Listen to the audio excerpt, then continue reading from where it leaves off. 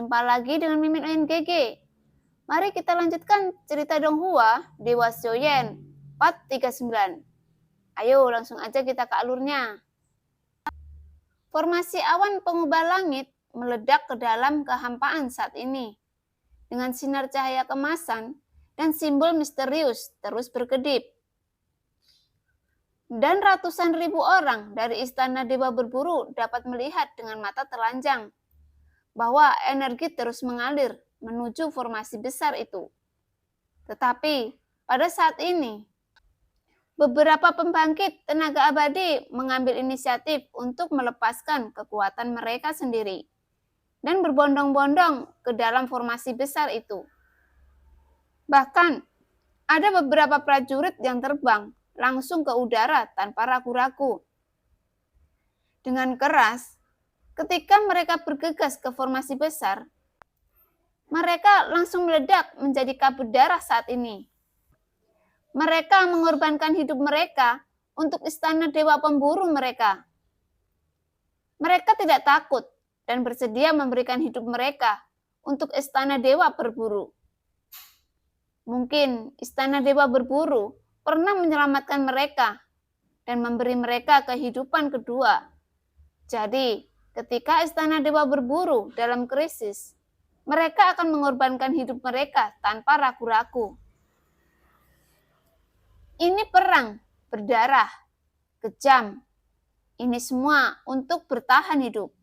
Dan setiap orang harus berjuang keras. Setelah beberapa saat, mulut kecanduan Taisu berkepala 9 menyemburkan seberkas kekuatan penghancur yang ekstrim. Dan dengan keras bergegas menuju ratusan ribu orang di istana dewa berburu. Seolah-olah formasinya hendak memusnahkan berikut ratusan ribu pasukan dari istana dewa berburu dalam sekejap. Jika kamu ingin menghancurkan istana dewa perburuanku, anjing-anjing liar dari dunia luar juga layak untukmu. Mata Suho juga meledak, menjadi kemarahan yang mengerikan. Dan semua yang dia lakukan saat ini bukan karena dia mendengarkan permaisuri. Itu adalah kata-kata permaisuri yang membuatnya bangun. Bahkan, jika dia telah melakukan banyak hal yang tampaknya tidak adil bagi kekuatan lain, tetapi ini adalah aturan dunia itu sendiri. Hanya ada begitu banyak sumber daya dan persaingan hanya dapat membuat dirinya lebih kuat. Yang kuat dihormati dan yang terkuat harus bertahan, merebut sumber daya untuk memperkuat diri. Ini adalah hukum dasar bertahan hidup. Suho tidak lebih dari itu. Setidaknya, dia tidak cukup buruk untuk mengkhianati dunianya sendiri. Karakter seperti itu sebenarnya ada kebenaran di dalam hatinya. Itu tidak disengaja, karena dalam aliran darahnya adalah orang yang mulia, orang yang melakukan segalanya untuk menyelamatkan rakyat jelata. Suho adalah sisa dari roh dunia, dan dia harus memiliki kemuliaan dan kebenaran di tulangnya.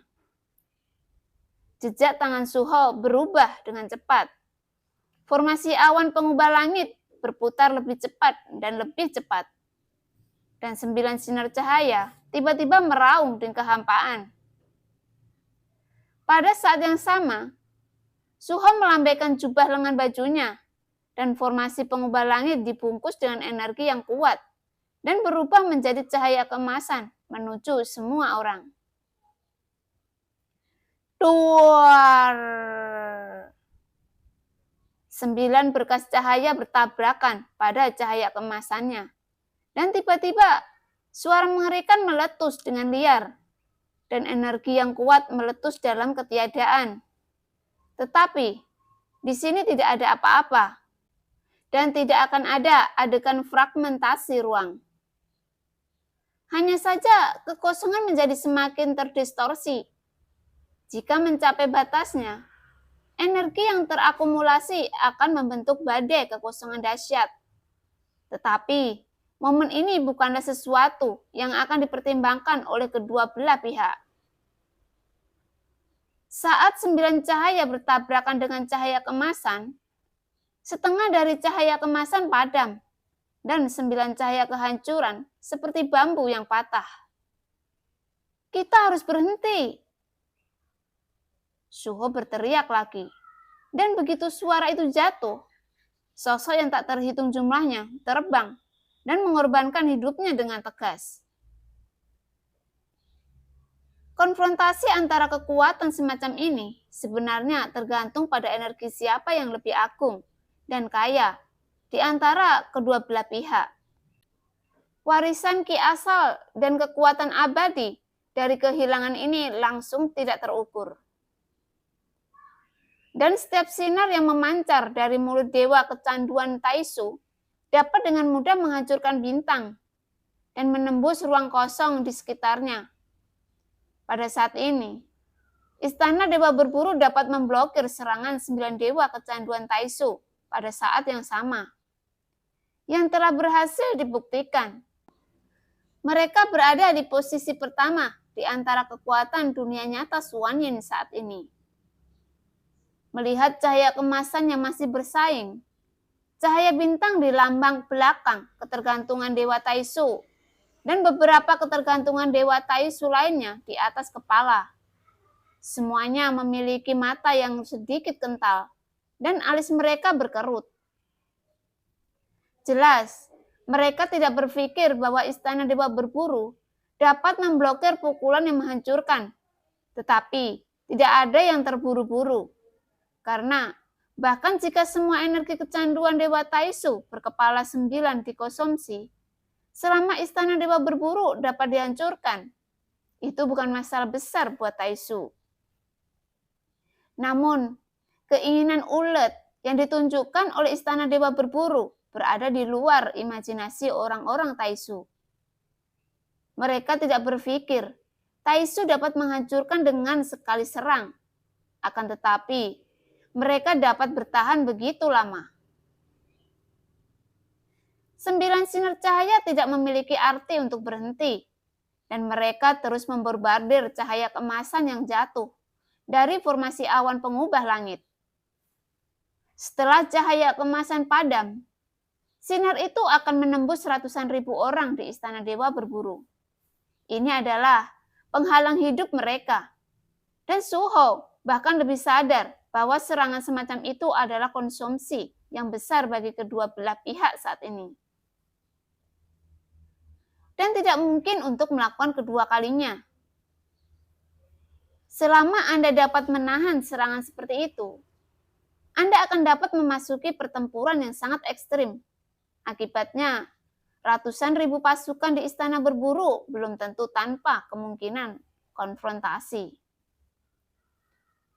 Bahkan jika itu tragis, setidaknya ia bisa bertarung, bukannya dihancurkan di bawah serangan yang tak tertahankan. Suara gemuruh tak henti-hentinya, dan istana Dewa Berburu juga sangat kelelahan. Banyak orang mengeluarkan pil ki asal ilahi dan memasukkannya ke dalam mulut mereka. Tetapi, meskipun demikian, mereka masih tidak dapat bersaing dengan Taisu.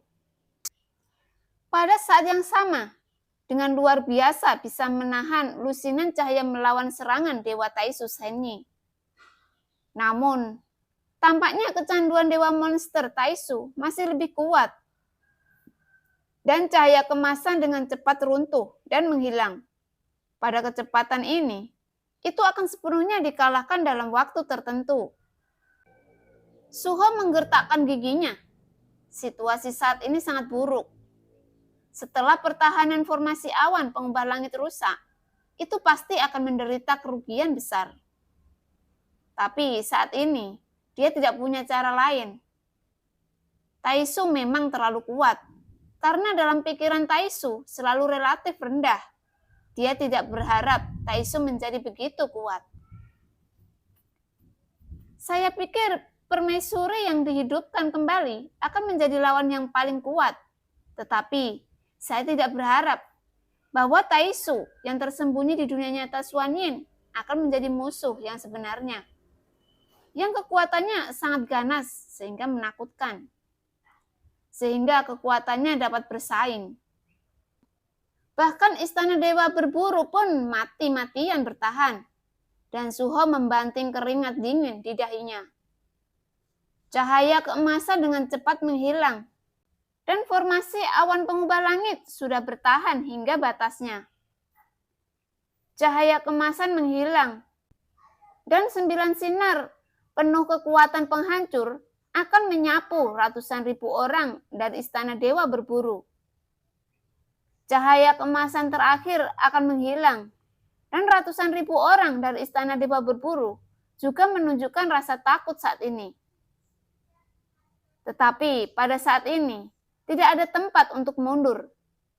Ini adalah satu-satunya penghalang yang dapat mereka selamatkan. Tetapi jelas, sulit untuk menolak sekarang. Semuanya, aku minta maaf untuk semuanya. Pada saat ini, Suho mengepalkan tinjunya dengan erat. Sekarang, dia tidak bisa menghindar, dan semua orang telah mencoba yang terbaik untuk berkontribusi. Tetapi bagaimanapun juga, mereka bukan tandingan dari 9 kepala Taisu Senyi ini. Energi yang dikandungnya jauh lebih kuat, dan pada saat yang sama, dunia nyata Xuan Yin masih menggunakan taktik laut manusia. Tetapi Taisu jelas jauh di depan dalam hal ini.